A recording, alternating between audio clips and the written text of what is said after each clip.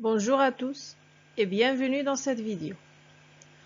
Comme je l'ai annoncé dans la vidéo précédente, ce module vise à connaître les concepts des systèmes de communication.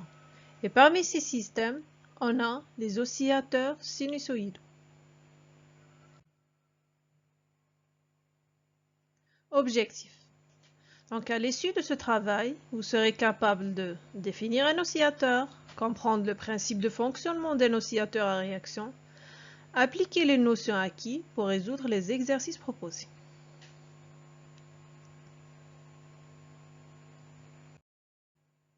Donc c'est quoi un oscillateur? Un oscillateur est un ensemble de dispositifs électroniques qui permet d'avoir un signal alternatif à partir de la tension continue des sources, qui a pour rôle la polarisation de ses composants actifs. On considère un oscillateur comme un système bouclé, composé d'une chaîne directe qui est la chaîne d'action et d'une chaîne de retour qui est la chaîne de réaction, et aussi un comparateur qui a pour but de calculer la différence entre le signal d'entrée et la partie du signal de sortie réinjectée à l'entrée.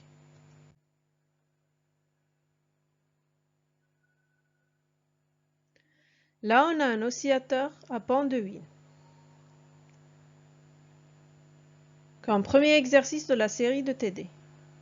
Donc, au début, c'était demandé de calculer le gain de la chaîne directe. Donc, en utilisant la relation A de P qui est égale à S de P sur E de P, on a obtenu A de P qui est égal à 1 plus R2 sur R1.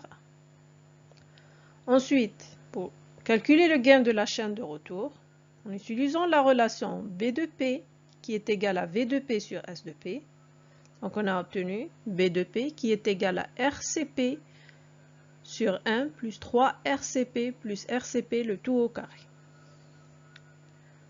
Et enfin, pour obtenir la condition d'oscillation, donc en utilisant la relation A de P fois B de P est égal à 1, donc on a eu R2 qui est égal à 2 fois R1, mais en pratique R2 est supérieur ou égal à 2 fois R1.